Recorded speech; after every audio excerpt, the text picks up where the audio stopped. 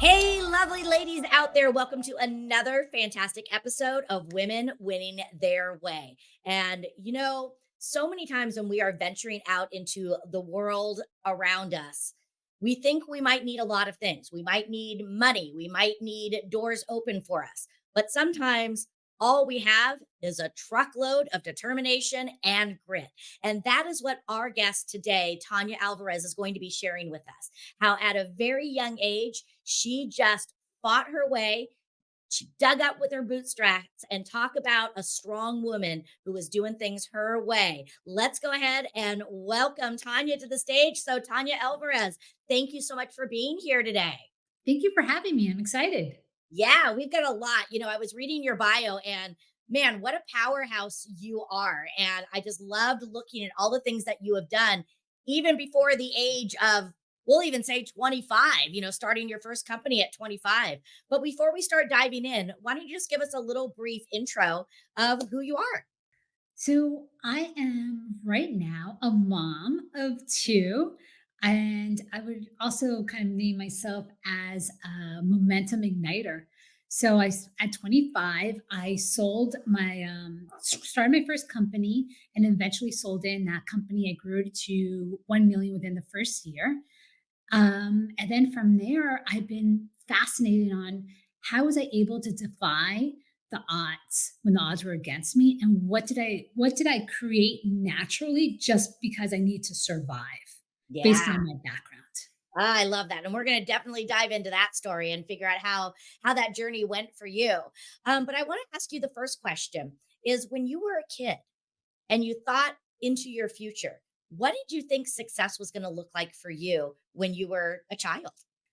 I was thinking early on, so I was obsessed with killer whales. And I was like, oh, maybe I'll be like a trainer. And my mom, who's a single mom raising four kids, instead of saying, oh, don't do that, that's not going to make you money, she goes, Tanya, imagine owning SeaWorld.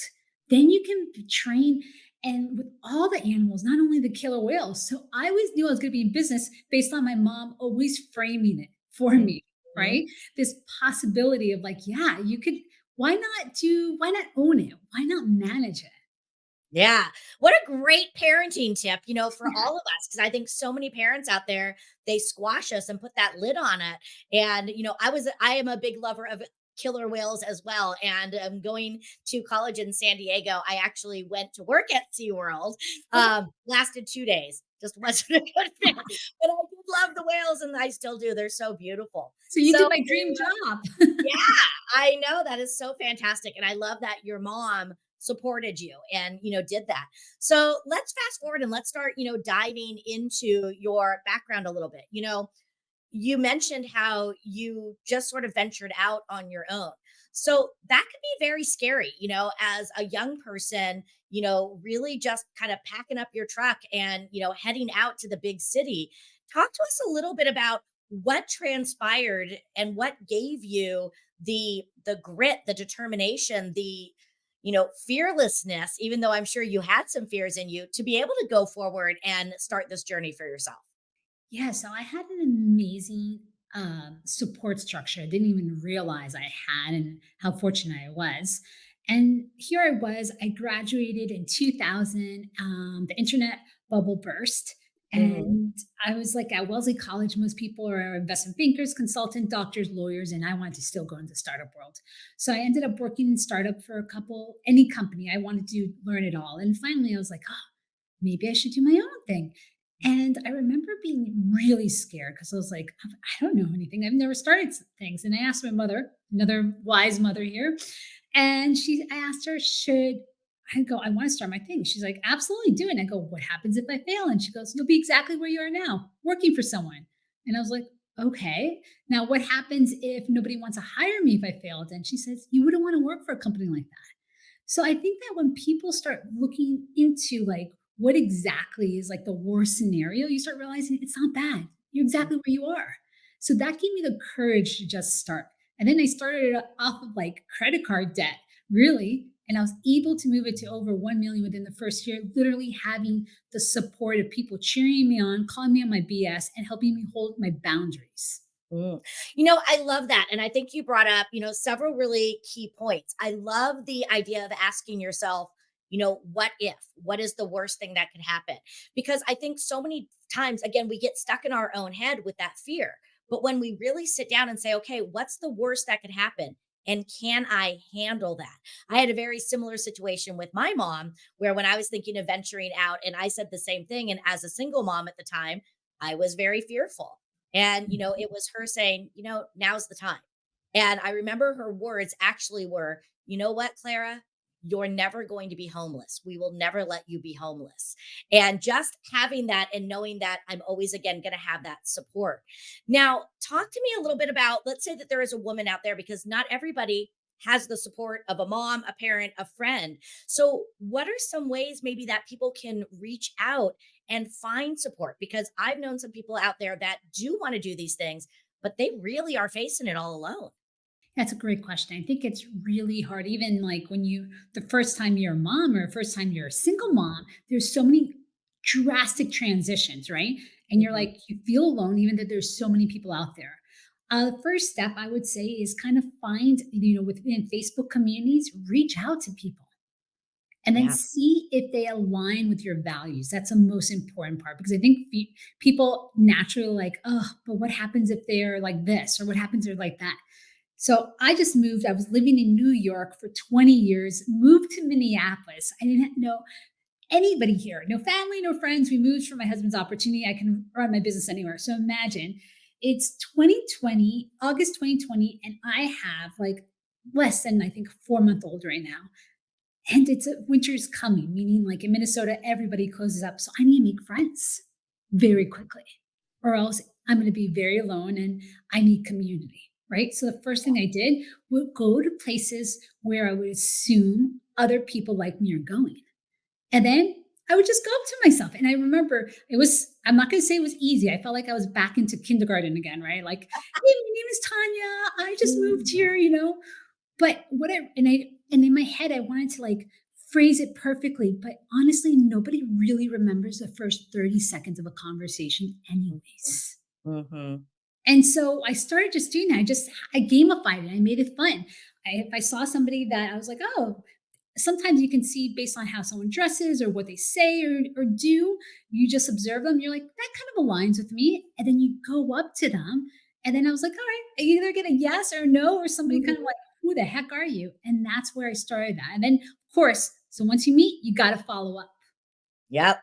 That's a big Oh, piece of it. Yeah. yes. That follow-up is critical. So I think that's a great message is, sometimes we have to go find our own community. And we have to, I love how you put it in the concept of making it a game and, just, getting out there and doing that and working, slow, but building those relationships and letting people know that you're out here because you do have to find your community and get that support. I want to also ask you because clearly you still are, but you were very young when you started this. And you talk about, going into debt, which, some people would agree or disagree. But at the end of the day, when you're starting a business, you need funds. So whether you get a small business loan or you go into credit card debt, you're going to have to find a way to fund that dream.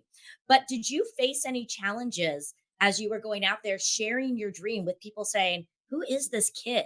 She's so young. And if so, how did you overcome that to be able to sort of not just show your passion, but show your relevance and show your tenacity so that people could have faith that if they, invested in you and followed you, that you were going to make it. Yeah, absolutely. So I entered a male dominated industry. So Mhm. performance based marketing is mostly males, and it still is.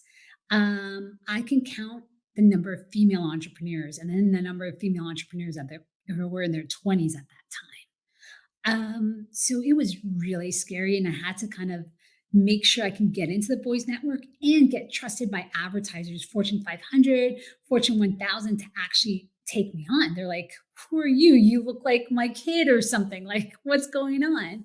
I remember funny story. I remember I was interviewing an intern, and in what I was going through from my office to the bathroom, they must have assumed I was an assistant Mhm. So the gentleman, the young kid, starts flirting with me. And to his surprise, he doesn't realize that I'm going to be interviewing him and I'm the CEO.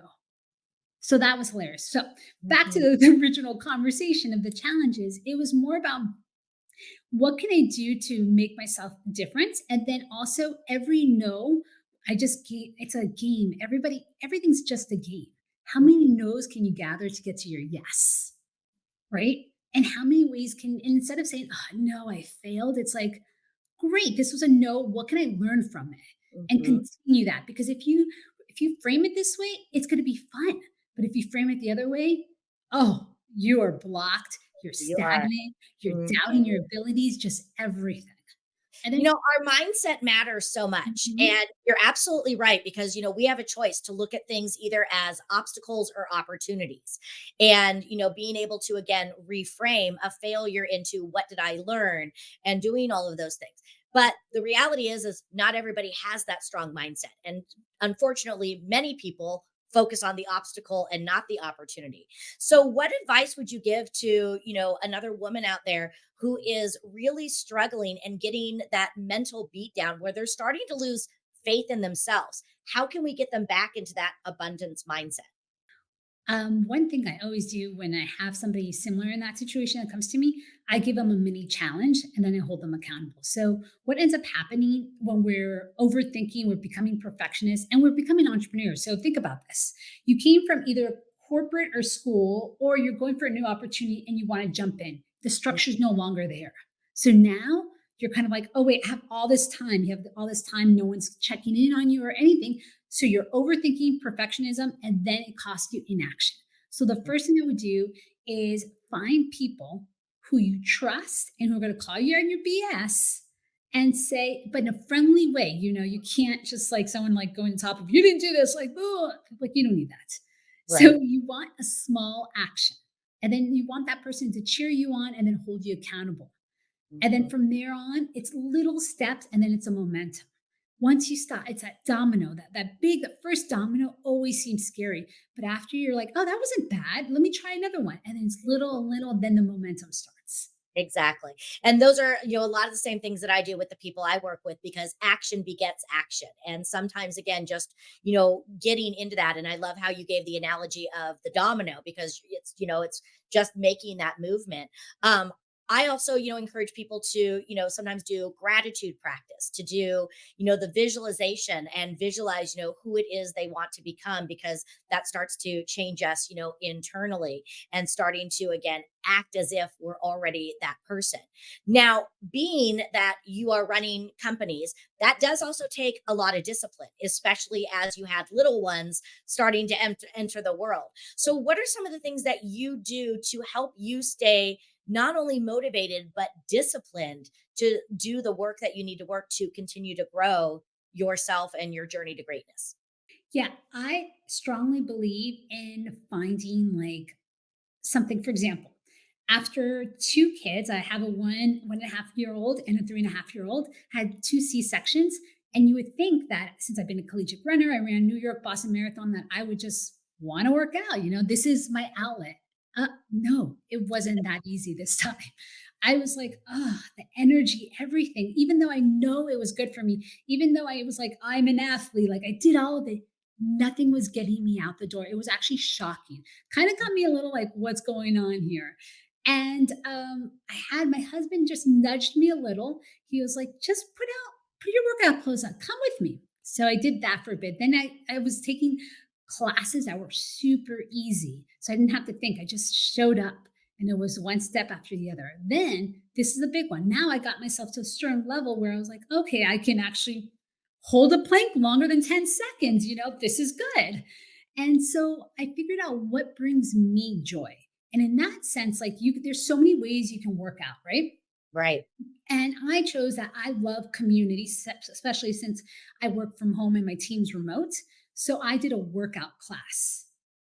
And then I made sure that I had a commitment. So, like, I would sign up, and if I didn't show up, I would be penalized. They charge a fee. So, it worked out perfectly. Mhm. Then I reported out to the public, like, hey, I'm on this journey. So, notice I did three things in Yeah. accountability. Mhm. One is I signed up, there's accountability of enforcing my action, right? And then the third one is announcing it to the public. And then the other one I was doing is just, and this is one that I actually forgot to mention was super important. Don't base it on weight. I never based it on weight. Like, oh, I Mm. want to get shape on weight. I based it on, I want to just hold my kids and be able to pick them up this way, right? And not be like, oh, and try to like you drop them. So what I said is, I just want to be able to do 10 push-ups and hold a plank for a minute. And that was my, I always have to track your progress. Because if I didn't track that and I was looking at the scale or I was looking at all the other things, I would have already quit. Yeah, totally. And I love that and tracking and measuring. So in your business growth, what are some things, because that was great talking about again tracking, for yourself, but we also have to track in business. So what are some of the things that you encourage entrepreneurs to really focus on tracking other than just profit? I would say it depends on what stage you're in. So when you think about your goals, I think of it three ways. Capacity, how many clients can you take on? So let's say you know that your capacity is you can only take on 10 clients. So you always need to figure out that percentage. And if you're close to about 70%, that's a time to focus your goals on creating systems so you can get more capacity. Mhm. If you're in marketing, if you have no predictable leads in your lead gen, that should be your all your goals. And then let's say you have like a predictable lead gen, meaning you have a bunch of leads, then it's all about sales. It's at conversion. Just simplify and keep it that way. Once you know those numbers, it's easy. And then you have to do pretty much think about what is the action that I can track daily or weekly based if you're in capacity mode, if you're on sales mode, or if you're in marketing mode. Yeah, I think that's so important, to really be honest about that capacity. I was just talking with one of my clients last night, and, it was a time thing because she isn't in a place where she can leave her other job full time. And she's like, how do I make this work? I was like, you do the exact same thing, but on a smaller level. What is your capacity? What is it that you can do? And I think that so many times, again, we leap in and we try to take on too much, and then it has that backward spiral. So I really appreciate you hitting on that. So there's two other questions I want to ask you, and I'm hoping I can remember both of them. So the first one, there's a lot of women that are watching this that are in male dominated fields, and I would love to get your input on, I don't know how to put it the right way, but how to survive, sort of without losing, our softness. Because I think so many times when we think we have to go into a male dominated field, we, uh, equalize that and start to say, oh, we have to then be, a bitch, or we have to be very hard and very stern. And we can lose that also feminine side, which can bring some strengths in. So, what are some words of advice that you can give to women who are in or looking to enter a male dominated field? I would say combine both traits. And I noticed that instantly when I went to a male dominated industry, I Mhm. actually leveraged the male side. And I was like, wait, why am I? When you leverage your male side or, masculine and feminine side, I realized that when I was doing that, I wasn't as fulfilled. And then I realized when I actually worked on the feminine side, meaning like get to know. So the masculine, the business is like very transactional, right? Mhm. But if I once I got to know the other person a bit more and got curious, my sales went up even more than the men, what they were doing. So actually getting curious and remembering things about others. That is Mhm. just what they say. Always remember people love to know their name and certain things, simple little thing. And so that will make you different. Even like, and when you go through a contract, when you're embracing it, when you're meeting people, doing that little research. Because but feminine side is always really about caring, curiosity, and connecting. That's what I believe Mhm. it is. I love that. And you're absolutely right. It's bringing both of those together. You have to bring the transactional side in, but then as women, we can really bring that relational, that human side in that a lot of men overlook. And again, when you can do that and make it more holistic, again, you build that trust, you're adding more value. And that's really what brings in those long term relationships. So that's fantastic. The other question I want to ask you is, when you are sort of sitting back and you're looking, because I know you work with a lot of other, business people, helping them launch their businesses, what do you think are some of the biggest mistakes that entrepreneurs make or women in business make as they are starting to grow their business? Oh, all right. Okay. First Mhm. thing first, start out. Don't obsess over the name of your business, all of this. First, do your customer research. Say, what is the problem? What's the solution? And go out with your network and start asking. Get your first customers Mhm. immediately. I think people do all these things like plan in and they're like, what happened to my customers? No, first thing, go into action. And even if you're not ready, we had one member, she's an interior designer and now her company runs without her, which is rare for interior designers, but she wanted to actually start teaching interior designers how to design, right? And she wants to start coaching, not design systems. Mhm. So I was like, all right, well, go send an email out to people, see who's interested. And she's like, but I have to build this whole course out. I go, let's just do an outline and make it live. So what she found out is this whole course that she had an outline in that she thought was only going to take about, 4 weeks. That first part was literally 4 weeks. That one first section. So what happens is she could have spent all this time going to detail, and then she would have been so frustrated. Her customers would have been overwhelmed, and then it wouldn't work. So that's why it's always have like an outline, be secure that you're going to be able to deliver, and then go out there and then also iterate. You're always iterating. Even if you have the most amazing product, you're always iterating. If not, you'll end up like what? Kodak, Yep. Xerox, Mhm. right? Yep, And we these have are to potent. evolve. It's an Yeah. ongoing process. Yeah, and I think that's really important because, one of the things that I'm doing a lot right now is helping people with business planning because we're going into the fourth quarter of 2023, and it is shocking to me that less than 30% of business owners actually have a written plan. But the scary truth is, out of that 30, less than 5% actually look at it again. And I think that ties in really well with what you're talking about. You have to always adapt and adjust and evolve. And if you think about, all of us have our smartphones, and on our smartphones, we have all these apps. Well, how often do we get a notice that an app has been updated? Even the iPhone alone, we're on iteration 15 now. You have to do that. Otherwise, again, you will be, lost in the shuffle. And I really appreciate also what you talked about, doing your research, because we may have an idea and we may think it's fantastic, but if our target audience isn't looking for that. So I think, it's important to do that, and we can get stuck in all the minutia of the other things, when sometimes we just have to get out there knowing that we're always going to improve upon it as we go. So I love that. Yeah. And I have a question. How long are the business plans that you create for people? I always start with a 1 year. I think sometimes, going out, I think it's fine to have a 10 year, a 5 year vision, but I think the plan needs to be a little bit smaller. The plan can still support the 10-year vision, but too much is going to happen. Our world is changing too fast that the 10-year plan that we used to create in the 70s and the 80s, that was fine. But life is moving too fast that I just find, doing it a year at a time, all stacking up. But then I really encourage people to come back and review it every 90 days, and to do a deep dive and do the adjustments that they need to do every 90 days as well. Perfect. We're in perfect alignment. Because I've seen the other people were like Mhm. business plans, and I'm like, no, so many things change. Too many change. Too many things change. And again, have that vision and make sure that you're stacking towards getting you there. But you know what? Where you want to be in 10 years might even change. So, I just think, again, you gotta take the smaller steps. And like you, if you don't even have a plan, start with today. What's your plan for today? And take those baby steps. So I think it's great. I would love to get your thoughts on this other one. What do you think are some of the best things about being a woman in business today is? That's a great one. What are the best things? Automatically, I think, oh, multitasking. But then, there's a stat that says like if we multitask, our focus goes by, I don't know, less than it takes you 20 minutes to get back to focus. But I think that it's really being able to understand, I guess, both sides. Mhm.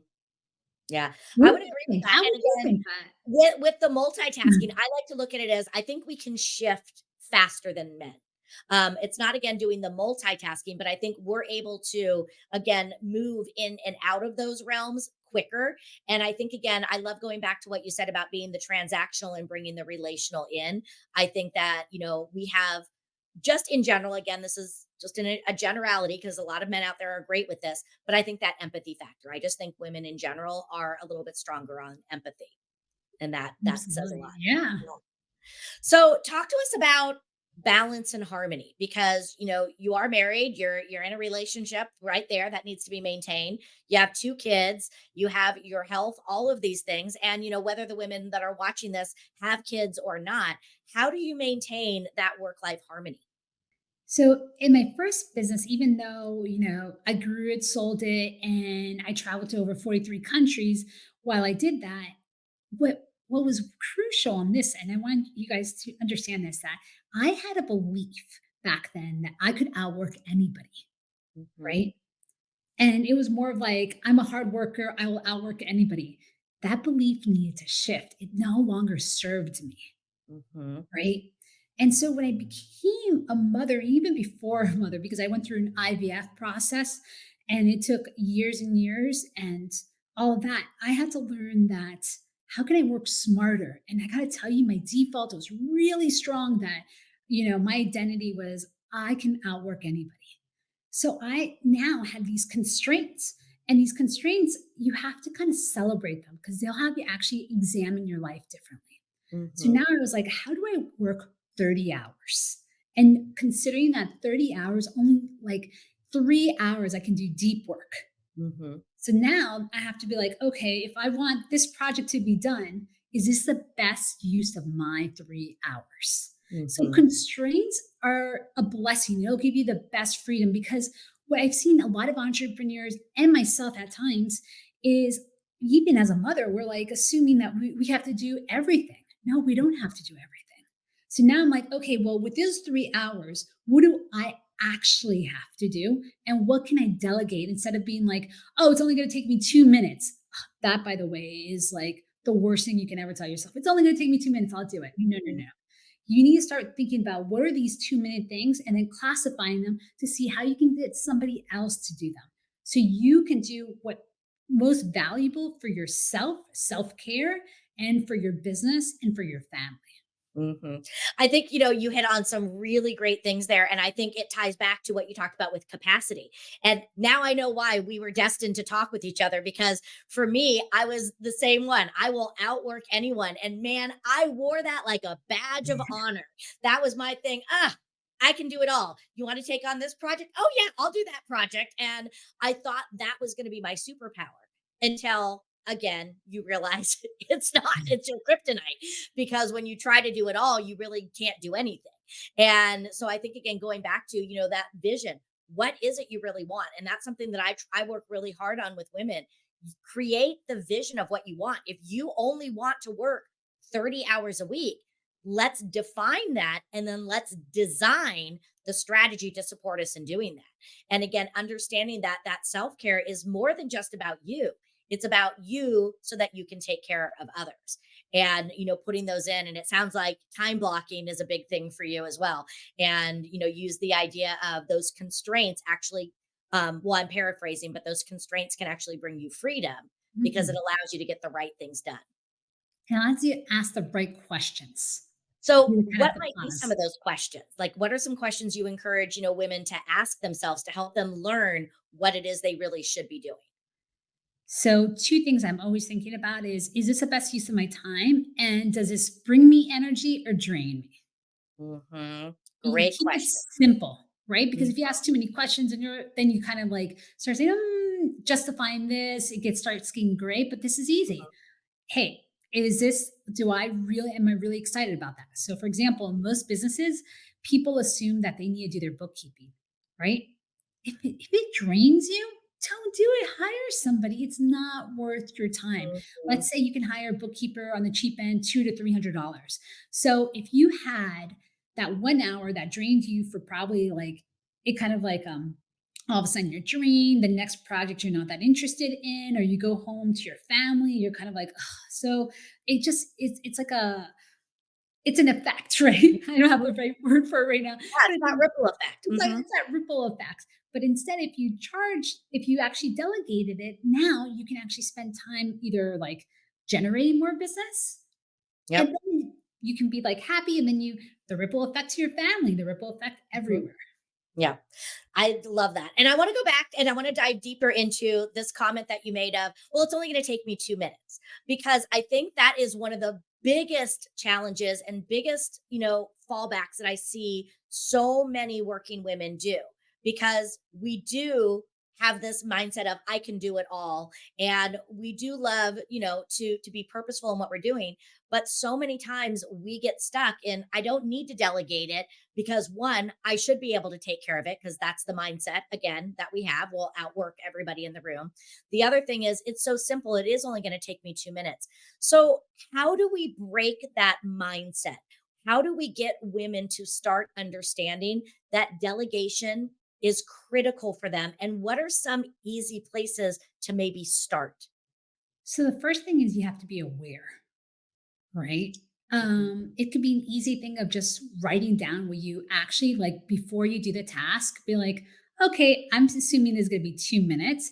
Put the timer on, put the task on, and actually how much time did it take you, Mhm. right? So here's a perfect example.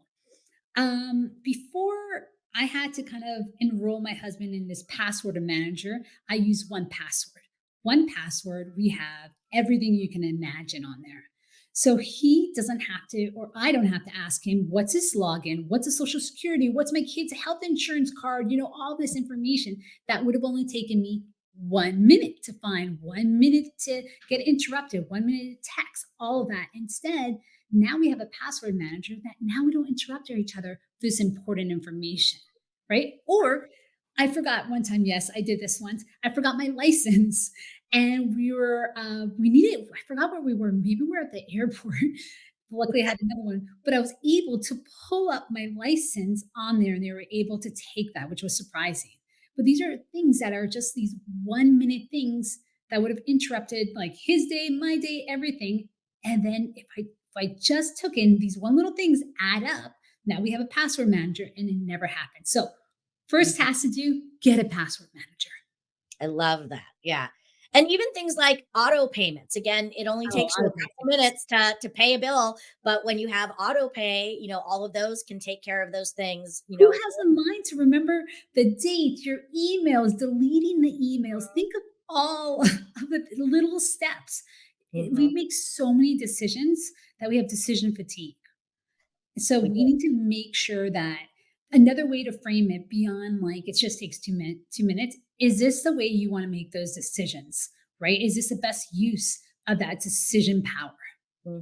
Yeah. And I think going back to when we were talking about the time, is this the best use of my time? We have to start thinking about, our role as the CEO of our company or the CEO of our department or whatever it is that we're running. We have to do our job. And one of the things I always talk with them about is, if you were to hire an assistant, if you were to hire a team member, you would create a job description for them. But how many of us create a job description for ourselves? And I think we have to do that too, because we need to start getting clear on what it is that our role is and what is our key vital few activities, because we have to show up and do our job, and many times we're doing somebody else's job. And so understanding that, because even those little 1 minutes here and there, many times even if you just take those, it could be 30 minutes a day, which doesn't seem like a lot, but think about what you could do with that 30 minutes. You could do some more reach out calls. You could do a Facebook Live, teach, a master class. There's so many things that you can do to build relationships that are money generating activities rather than doing some of these admin ones. And I also think that people are surprised that how little you can buy back your time or buy back your life. Hmm.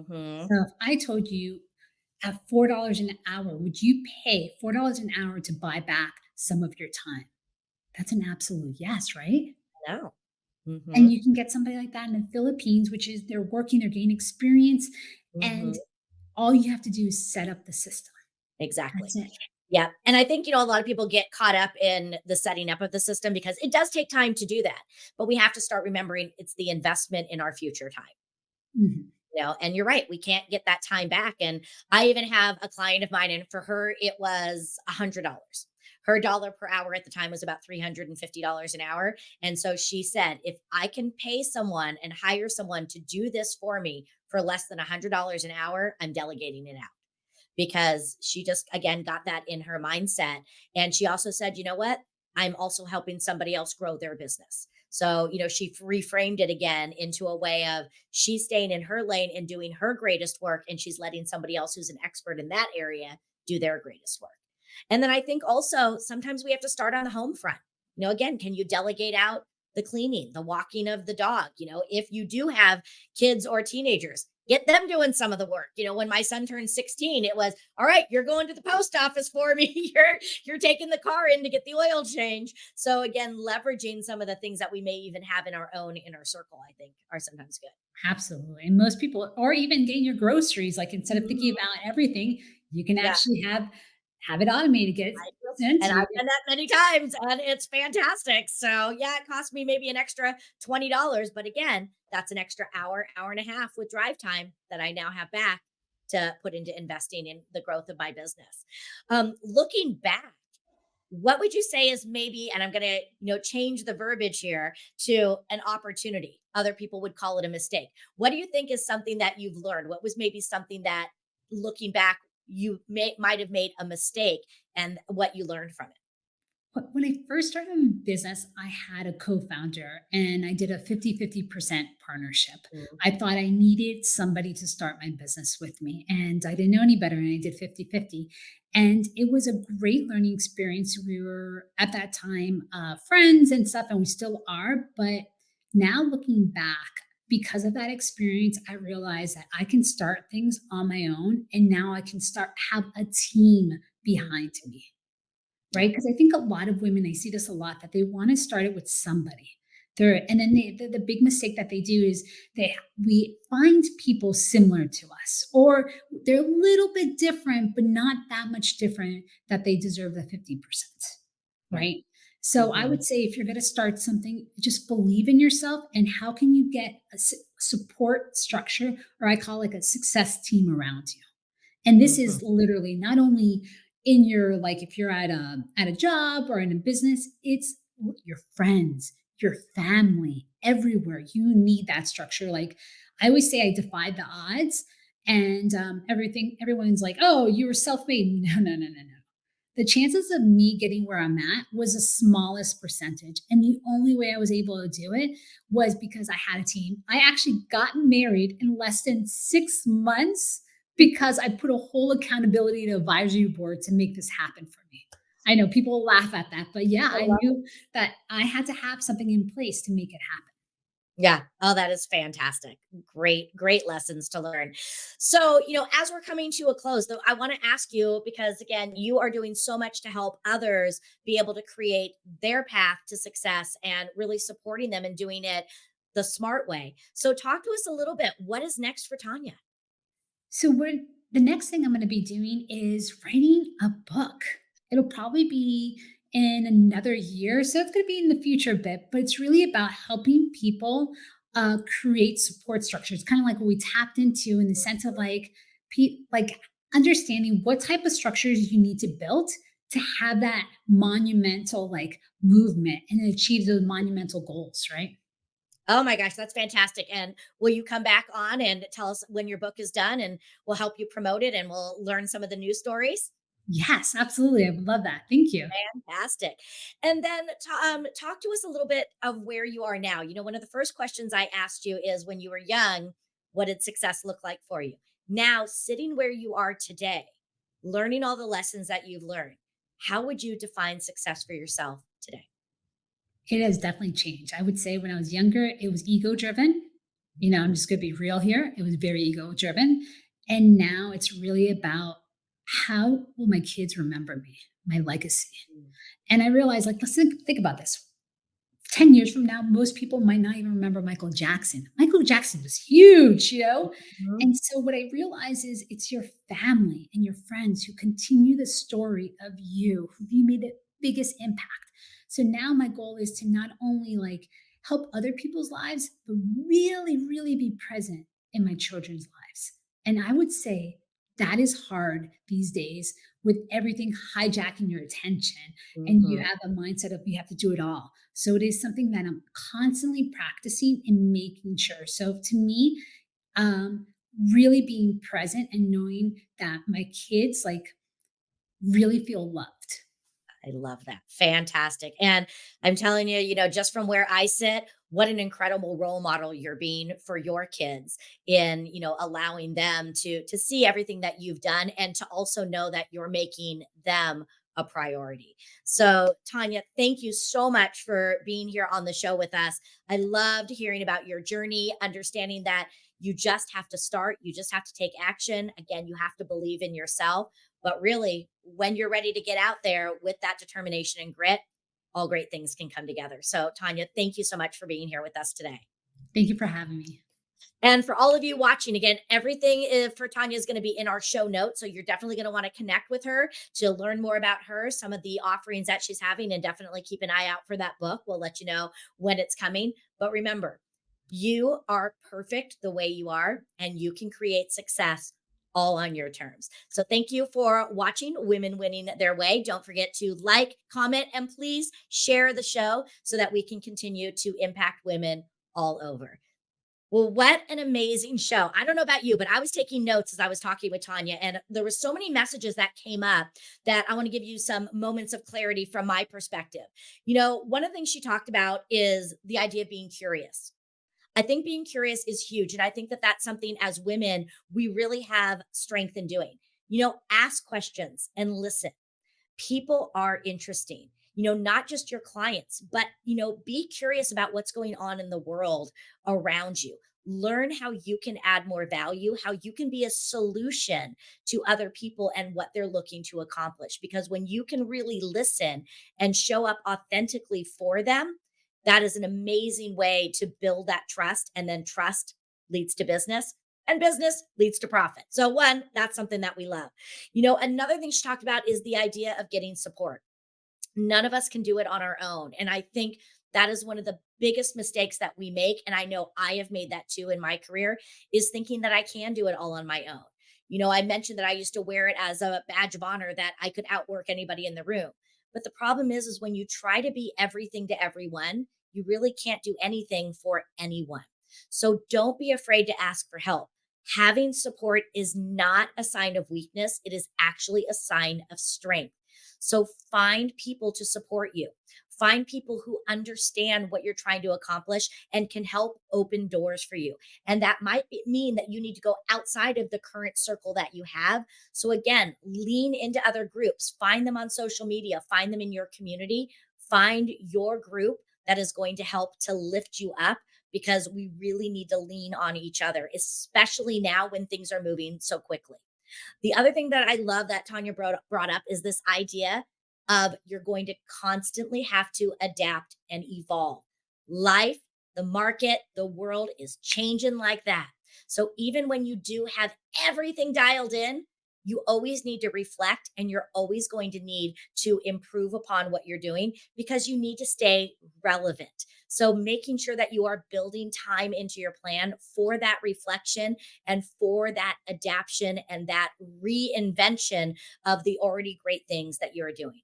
And then lastly, have that grit and have that determination. You need to believe in yourself. You have to be your biggest cheerleader. And even though you're going to get your support around you, believe in the value that you are bringing, because when you lead with value, people listen. We also know that money flows to value.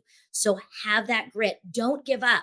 One of the key things she said is that when you hit a roadblock, when you get that no, celebrate it, because it's getting you one step closer to really getting the yeses and working with the people that you really need to be with.